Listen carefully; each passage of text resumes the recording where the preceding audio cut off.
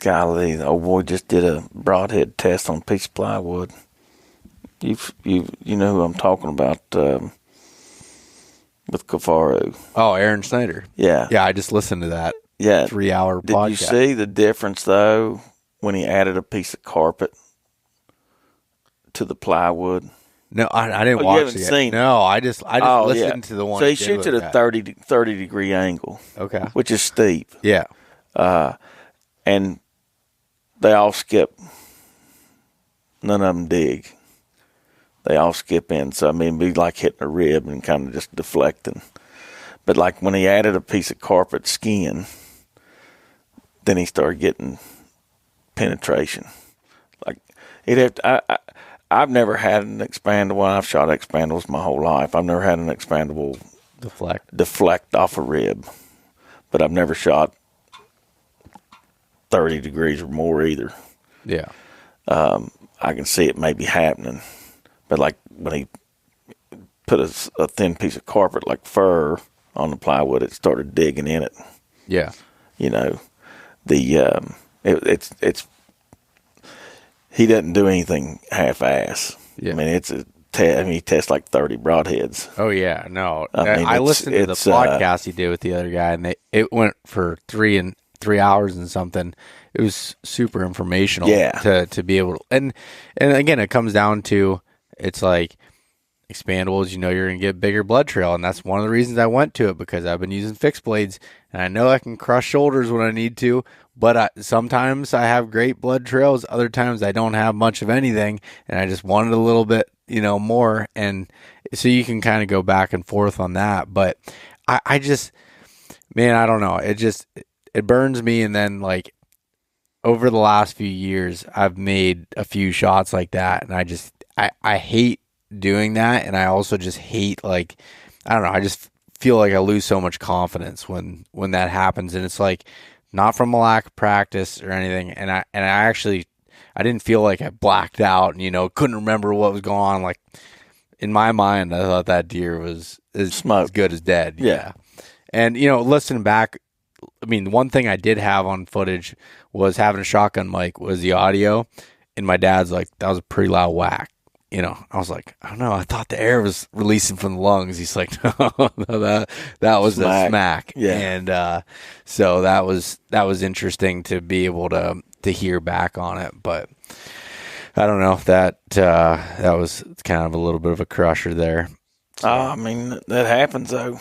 When you was talking about broadheads, I know I give Josh down the road all the time over his big expandables, I shoot a fixed blade now. I used to shoot an expandable.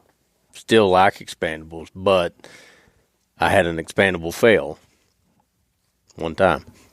And that's why I went fixed blades. Yeah. And failing, I was fortunate enough to recover the animal, but it was the craziest thing, as far as like, I felt like you with that confidence. Yep. There was no question. Like, I smoked this deer. I knew it. Luminoc just disappeared. Perfect right behind the shoulder. And we give him a little bit of time, went to tracking him. It wasn't what we expected, what I expected. Minimal blood, not good blood. It just got worse and worse and worse, and then ended up jumping this deer. So he jumps, runs about 20 yards, hits a beech tree. Both horns fall off. This is true. Both horns fall off, and then he falls over dead.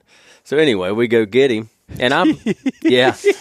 Arrow didn't kill him, by God. No. The beech tree did. The beech tree got him. They'll get you. Well, we go down there and get him, and I'm careful because I want to see. Like, I'm nosy. We done this with Jay the other day. Jay's deer. Yeah, I just, and it helps to learn that kind of stuff. Mm-hmm. People don't understand. Like, a lot of people just go to gutting, and just whacking. Take your time and see what's in there. You know what I mean? See what you hit. And we done that, and I clipped the very top of the entry side of one lung. This is dead broadside, 30 yards, flat out of a blind on the ground.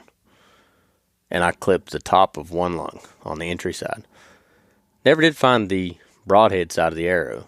The arrow broke off, like, say, midway. And I found the fletching end because it had the Luminoc on it. Yeah. So, anyways, I got it. Found that I'd barely snipped that one lung. And I got the deer laying on his back. And I look, after I get everything out, the broadhead is stuck in the bottom of that deer's spine. Like, as if he was standing on his back legs like a bear would, and you would shoot him right there in the chest. So, what happened is when the arrow hit, for some reason, it deflected and went straight up. Huh. As it hit the deer, dead broadside, it kicked straight up and stuck in the bottom of that deer's spine. And from that point on, that's when I said, I'm out on expandables. The reason, well, I'm confident in expandables is why I shoot them. Yeah. And I was too. They've killed 95% of the animals that I've shot. It doesn't matter if you're shooting a fixed blade or expandable. If you make a good shot, Hey, the now. deer's dead. Maybe some of us like to, toe that line a little bit. I'm just saying, if you make a mediocre shot, Yeah. I feel way more confident in recovering an animal that's been shot with an expandable and a mediocre shot, especially if it's a back. Yep. Well, Forward, you're going to want that fixed blade. Yep. a mediocre shot towards the shoulder. You want fixed blade. I agree with that. Yeah. For me, if I miss, I'm usually shooting back. I know that Yeah. because I don't ever aim. I make sure. I mean, if you go back and watch our videos, most of mine are mid-back. I don't even go for the seam. I don't go for the heart. I go for double lungs. Yep. That's what I shoot for. I shoot for that lung shot. I don't ever want to fool with that front side because I know.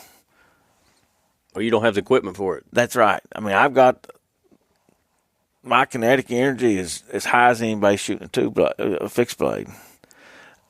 But I know what those two blades do. I mean, the fixed blades do come to bone.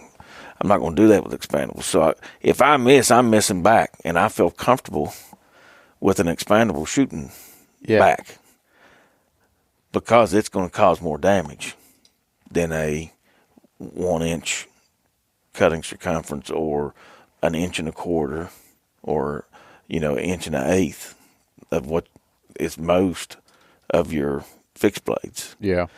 And they're zipping right through. If you hit a deer back and you don't hit bone with the fixed blade, I mean, it's zipping through.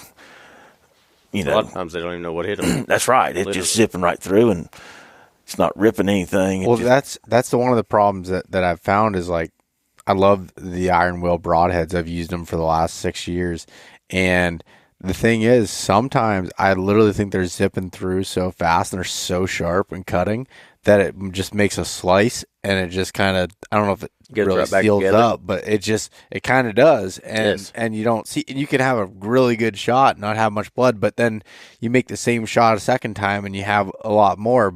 And I've heard other people have the same thing. Now I use the wide ones now, or 1 3/8 fixed blade, which is a pretty so big. right under 1.5 inches. Yeah, so it's a pretty good. That's a big. And then the 2 little bleeders on it too. So it's a pretty big fixed blade, and I got them to fly good out to 60. So like that broadhead's kind of that's my primary one I'm using now. But yeah, I don't know. It's for me, and it's funny you said about hitting back. Whenever I've made a bad shot, typically in the past, it's been back. And that's why I was like, oh, might as well use expandables. And it's like, do that. And it's like, oh, let's slam the shoulder now.